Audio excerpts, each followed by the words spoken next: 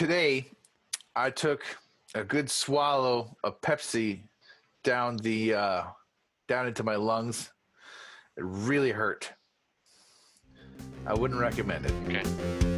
No.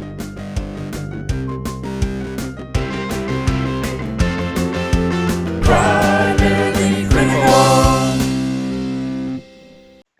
Hello, everyone, and welcome to Primarily Critical at Movies and After Party. This would be it. If you have not seen this film, we suggest that you do so before listening any further. We got spoilers, trivia, and opinions like crazy, and we can't wait to share them. Good, bad, new, old, weird, or gross. We pass judgment on them all. Today, if you're having a difficult conversation, jump out of the car. My name is Steve. I'm here with Christian. And butter. Today we're covering Lady Bird, and this was Greg's pick. Greg, how do you feel about your pick? It was a pick that I picked for a movie night with the missus, and yeah, Success? it was intense. Like, it was good, but it wasn't. I don't know if it was what I was expecting it to be. I did enjoy it, but it was heavy. It was heavy. I have two daughters that are growing up, so I guess maybe educational-ish. I don't know where I'm going with this. Well, It hit a little bit close to home. Oh yeah, well, no, it's because it's a coming-of-age sort of story for the young teen, or not young teen. I guess she's going to graduate, and it was interesting seeing the flip side. I had a brother, so I've never had the sister issues or whatnot. So watching this, whereas my wife, she could completely relate. She had two sisters, and she's like, so. Man, I think this movie was well written. I think it was well acted. It was well directed. The whole thing was put together great. But I don't think this movie was that much more interesting than my own life. you know what I mean? It was like this is just a small piece of another person's life. And if you want to jump into it, that's great and have a blast. But I don't know. I mean, it didn't feel exceptional in any way. Maybe I'm being shallow. Am I being shallow? Christian, how do you feel about the movie? Well, you dodged a bullet. You didn't have any daughters, so you dodged a bullet. But this is it is a very realistic movie. Yeah. And I think for someone like, okay, we got three guys reviewing a movie that's about a coming-of-age movie of a girl, right? What this movie needs. Three guys talking about it. Don't do that. Don't do it. Yeah, no. No. But more you know explosions. what I mean? Yeah, explosions. But I mean, it was eye-opening in a sense. Certain issues are universal. They just flipped, right? Boyfriend, girlfriend, girlfriend, boyfriend. Or girlfriend, girlfriend, boyfriend, boyfriend, right? Like, and Cliques you can at see school. That. Yeah, so you see it, and if you weren't on one end, like if you were on the other, because they showed her and the way she tried to fit into group A, group B, friend A, friend C, and if you weren't the person trying to navigate different groups, you were the person in the group that she was trying to get to, so you could not empathize, but you could, I don't know, understand or feel from that perspective something that you'd already done, and then you see the other side of it. Yeah. She has bad luck with guys. I mean, her first boyfriend ends up being a gay, and then she tries going another way, and this dude is like, he's very on top of it, so to speak. The opposite. But he ends up being like a total douche. Like, he doesn't even take her to prom, and he does the whole honking thing. Yeah, her whole family is like, "You're not going out there, are you?" Yeah. Yeah. But that's a whole popularity thing. You want to be popular, so you're sacrificing other things, right? Like her first friendship, right? Too cool Luckily, for she school. salvages that. Yeah. There was the super popular girl. They could have, in most movies, it seems like they overplay that. Like she's a complete jerk, right? But she was a little bit understated, she was kind of a, come what may kind of person. Yeah, she was happy with where she was. Sacramento was a fine place to live and grow up, and it was Lady Bird who was like, "I got to get out of this shithole. I can't stand it. I have to go to where sophisticated people go, New York City." And the first thing she does, is get a $10,000 hangover bill. Yeah, no kidding. In the States, gets in an ambulance. Yeah. Oh man, there's a lot of pressure for New Yorkers to be sophisticated. Yeah. Do you know what she reminded me of? You guys, did you Greg, have you ever seen Rushmore? Yes. This was like the female Rushmore, female Max Fisher. Yeah, I can see that. Go back into the archives, people. We have a movie review for Rushmore. Yeah. I think.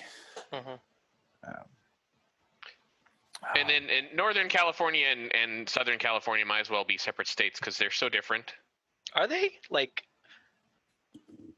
yeah, it's like there's actual weather in Northern California.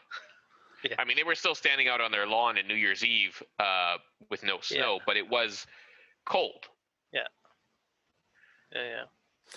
Yeah, I guess California is quite. It covers a lot of. It's very long. Spans the Very whole- long, yeah.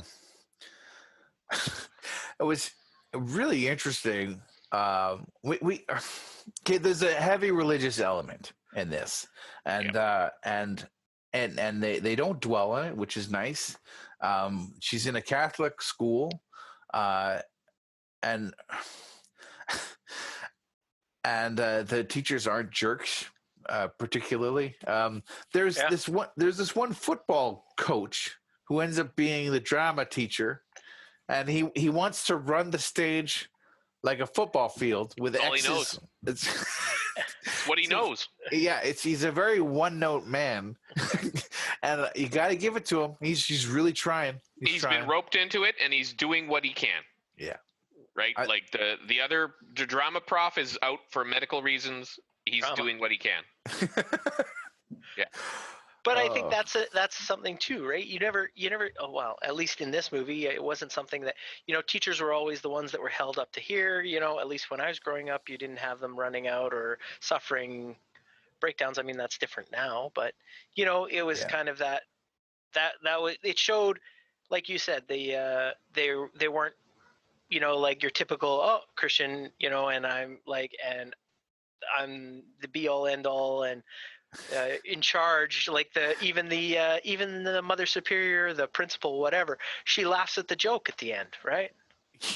And you're just like, I did not expect that, right? And I was thinking Blues Brothers with the ruler going boom, boom, boom, boom, boom, right? Yeah, the penguin. I mean, without the funny part, but the penguin, right? Yeah. Yeah. Aren't you really mad? Well, it's kind of funny. Yeah, it was funny. It's like, well. So I mean. Yeah. And I think that was the flip, like, all those things, it's like, do you believe in God? No. But you let someone appoints you a name and suddenly you're okay with that. Like, all those comments, like it just made you kind of think from a different, look at me. It does. French, I'm talking with my hands. It did bring me back to, like, high school. The duration of high school sucks. And then it's over and then you lose all your friends. Right? Like it sucks when it's on and it sucks when it's off. Yeah. Yeah. What's funny is people tell you and you don't believe them. Like, oh, okay, like, yeah, you've been to school with these people for 12 years of your life or whatever, right? And then right after you keep maybe 5 of those friends and you're like, you're crazy. I know these people since I was whatever. And no, it's like you do. They're all gone. Well, you've known them for the vast majority of your life because your life is not very long at that point. No. And those people that you grew up with are 100% of it or 98% of it, and then you all go your separate ways and you never see them again. Yeah. Yeah. Oh, if you live in a hole and somebody tells you that life's very different outside of the hole, you're thinking, well, What do really? they know? Yeah. This Looks like a hole to me. looks like a world. That's just Zoom talking and Yeah. COVID, right? Like, Yeah. It's just your Yeah. I your did life like now. it was apparent that whoever made this movie loves Sacramento. yes. Like they were born there or they grew up there, but they love it. They're making movies about their hometown. It's very much like a Kevin Smith, New Jersey thing. Right? This is where I'm from. I'm going to show it to you in its best light. Yeah. Well, you could tell that the person who wrote it is the person that directed it. There you go. Yeah. Yeah, and that, I might be touching on the trivia there a little bit. What else did I write down here? The house seemed to be a character. When we're introduced to the house, we got mom and dad in the bathroom, and they can hear everything that's happening, and they could talk to everybody in the house from the bathroom. Did you guys notice that? Because they were talking through the walls to each other at various points in the movie, and maybe it's just me. I don't know, but I don't remember that bit. Like the Ladybird's house, yeah, Ladybird's or house, or the one that she fantasized about living at. The blue house, the no, grandma's her house. actual house. Well, I remember the parents in the bathroom. And I They remember them were talking. they were talking in the bathroom, Through the door. and then they started yelling at the kids because they were in different rooms and things were happening. And whenever they wanted to have some privacy, they had to whisper. Because I don't know. I don't know. Maybe you're right, Christian. That this is just the way the director experienced Sacramento. Yeah, I have been to San Diego, and I've been to like an outdoor mall, and we just watched Dora the Explorer, and they have outside lockers. And where I grew up in Winnipeg, that's absurd, right? You would die if you had to have an outside locker, and all your shit would freeze. So it's so weird to see. You'd have to hang up your jacket, run into the school, run out to get your jacket, and in the meantime, trying to do the combo. Yeah. Oh man, every place has got their quirks, right? But this director was paying attention.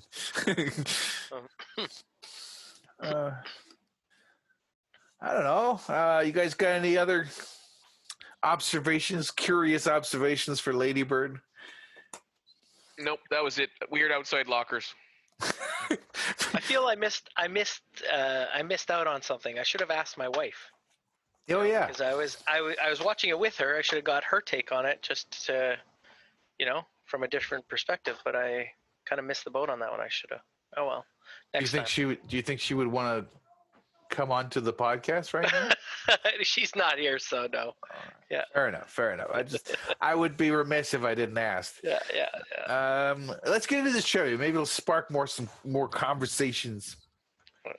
Now, I'm very sorry, but the leading lady is going to have to comment on our YouTube video. Cerise. Cerise. Miss Ronan. Irish. We're going to call her Miss Ronan. Has done some stage work prior to filming this movie, and the heavy makeup combined with hot stage lights had caused some spontaneous eruptions of acne. Ooh. Dun, dun, dun. Rather than covering it up, the makeup artist, Jacqueline, and Miss Ronan convinced the writer and director, Greta Gerwig, to leave it visible to differentiate this movie from other coming-of-age dramas full of teenagers with perfect skin and perfect teeth. That was a good call. Good call. Mm-hmm. Yeah, it did feel real, and the movie was very well made. I'm not gonna. Every part of it was perfect. For me, it felt a little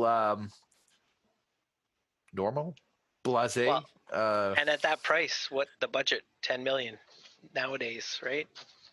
Well, they made their money back, so good for them. I had to pay more to buy it But no, I had to pay more to rent it than to buy it. I had to pay $1 more to rent it for 24 hours than I did to own it forever. I don't think they know how rentals work. That's right. You made a comment about that. Oh, that was a while ago too. We had this movie queued up for quite some time. Steve, you turned into a robot there. I'm For a while. sorry. That was mandatory slow mo. I'm Yeah. sorry. I'm sorry. My computer even said your internet connection is unstable. And I keep banging the table. Yeah, kick your kids off the internet. Sorry. I'm sorry. Yeah, you turned into Bending Rodriguez, and he's still there. The next trivia point. Next trivia. All right. Cerise Ronan has said that the most difficult word for her to pronounce with an American accent was perfect. Not her name. She knows her name. Yeah, We her have own no name. problem. We're having difficulty pronouncing her name. And I think it's finding Cerise. Perfect. Cerise. I'm going to go with Cerise because that means Cerise. cherry. Oh, right. In French, but she's In Irish. French. She's Irish, yeah. Okay, the popularity of this movie spawned walking and running tours of the Sacramento, California location showcased in this movie. Oh, I didn't know that. But yeah, it was a pretty movie, so I could see. It was just like Zihuatanejo in Shawshank, right? The moment it came out, everyone wanted to go to Mexico and see this place. Yeah. I could I see still that. want to go see. I want to see the locations in Paris where Amelie happened. Oh yeah, Emily. Just Oh, ride yeah. the subway, same subway station, same train station. That cafe's still there. he wants The to collect some brasserie. pictures, Very cool. From underneath the photo mats. photo mat pictures. Yeah.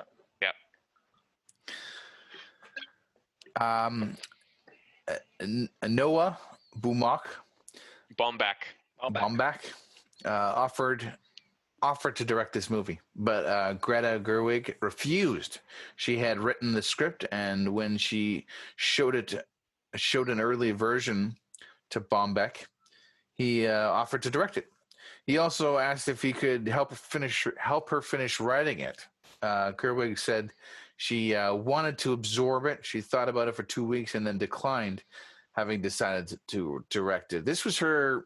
I guess this was her baby, right? This was her baby. She didn't want any other influence. She wanted to write it. She wanted to direct it, and she did an amazing job. She obviously was successful too. Yeah. So Should I know who Noah Baumbach is? Is he a director of some other things, or I would assume so. I don't know who that is. Greg, are you more? Do you know about Noah? Give me 2 minutes. I will Google it. There's a computer right in front of you. Yeah. Hey, look at that. Wow. See, I don't want to do that because apparently my connection's frail.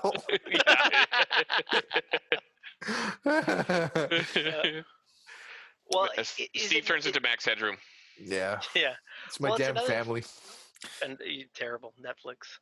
But it's another thing, right? Like I think when you get the director can sometimes supplant the writer when it comes to that. I think that was always one of the issues, right? When you're watching it, because you no longer have final say as the writer. You kind of get like, oh, it's a great script. Poo, poo, poo. This is how I'm doing it, right? So you give up a bit totally. of control. Yeah, some people just like they start rewriting, and they can't stop. If we wrap this up real quick, the dogs won't go crazy pants. All right. I guess that is Lady Bird. Thank you, Lady Space Bird. Lady Space Space Bird. Yes. Thank you all so much for joining me, for joining us. Primarycritical.com. Be sure to check out our stuff. What do we got next week? Monday at noon. I have the next movie with John and Phil. I can't remember what it is. To be determined. To be determined. I can't wait to talk about it. I can't wait for those guys to sit down with those guys again. Have a great day. Good night.